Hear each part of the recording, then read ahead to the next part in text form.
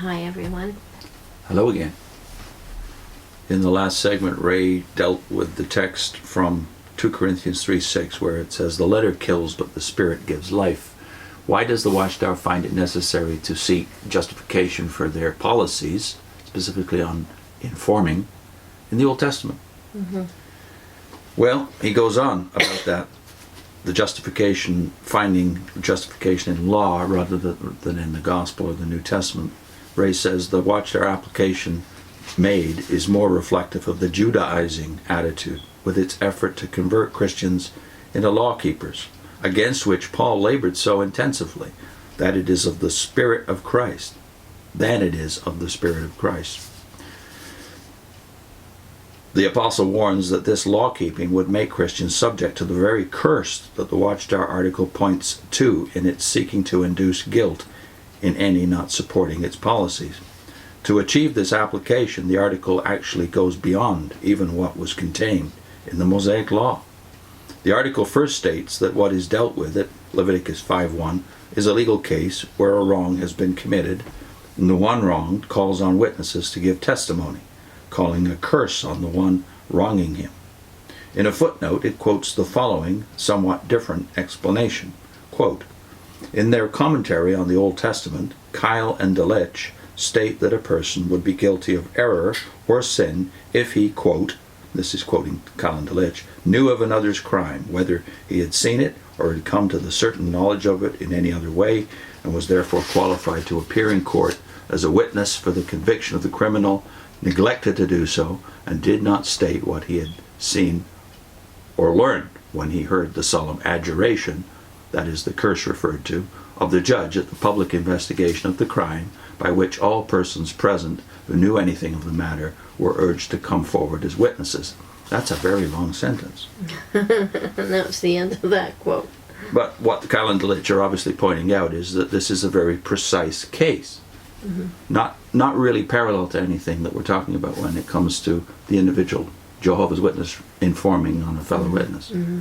Ray goes on, "In Israel, which functioned as a distinct nation, handling not only misdemeanors and criminal cases, but also civil cases involving all manner of controversies between individuals, village or city elders acted as a court with their consideration of cases held in public at the city gate. If there was any calling for witnesses to give testimony in a particular case, it was done in a public way, and the call might be accompanied by a solemn adjuration, or, as the New World Translation puts it, a public cursing, placing witnesses under responsibility to testify, and to testify forthrightly.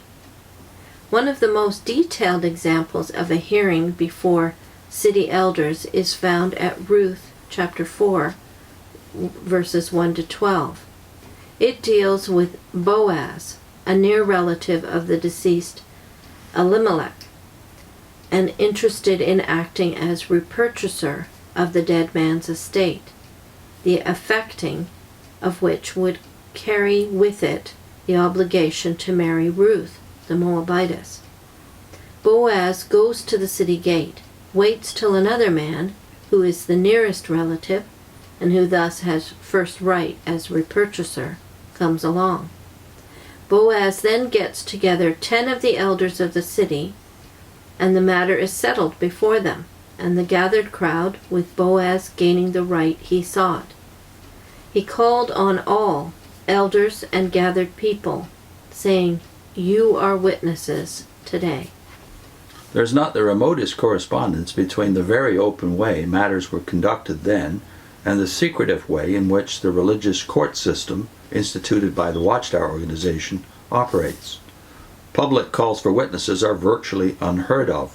Judicial hearings are carried on in secret, and about the only thing ever expressed publicly is a brief announcement of disfellowshipment or disassociation.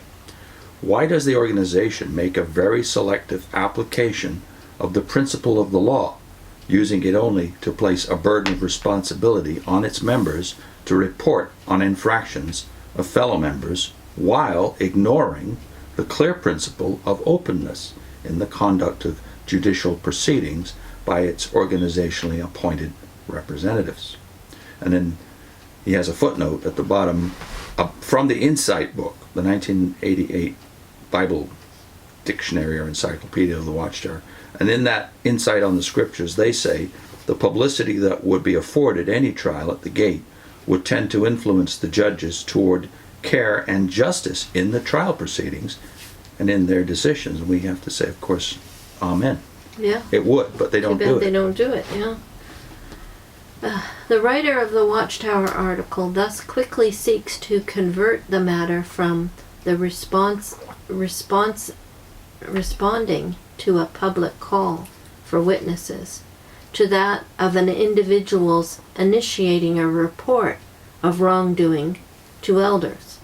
The material relegates those not elders to the role of informers or accusers, and reserves to the elders any exercise of personal judgment as to what course the situation calls for. While members are supposed to approach the supposed wrongdoer first and urge him or urge his or her going to the elders, the fact is that this is rarely done. In the vast majority of cases, that step is bypassed.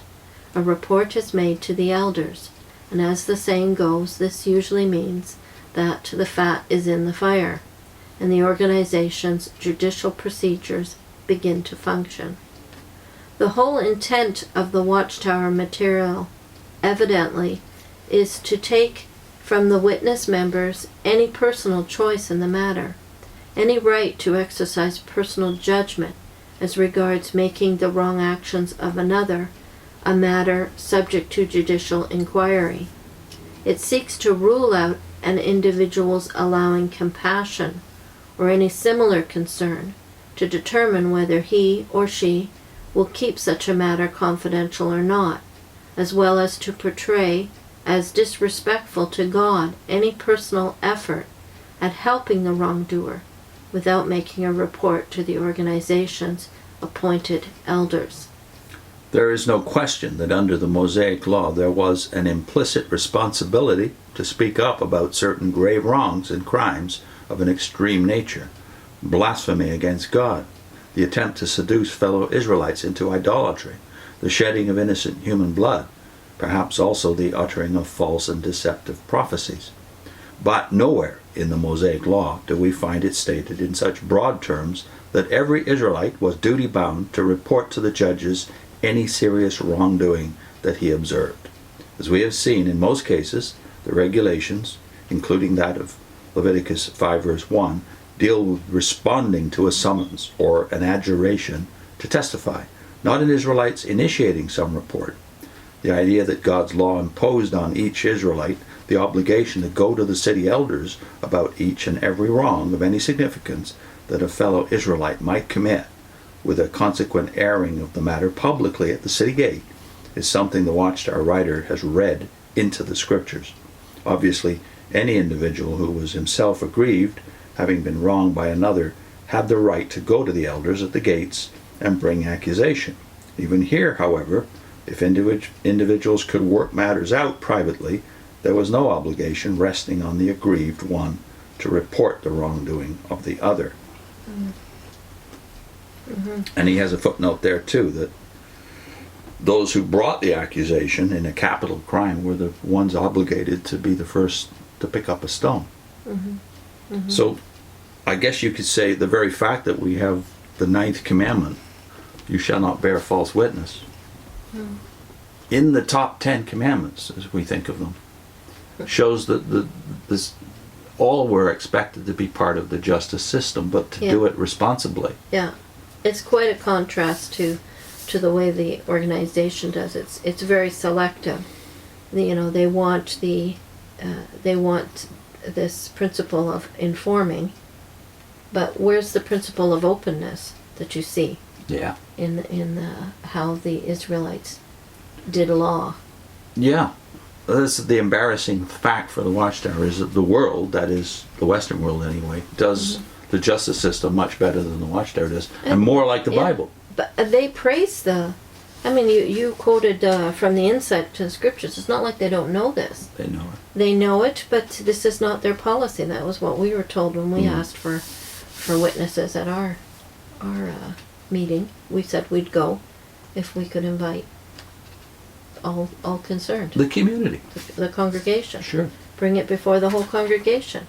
But in the witnesses' way of doing it, really everything lands on the elders. Hmm. They end up being the judges, the jury, and the executioner.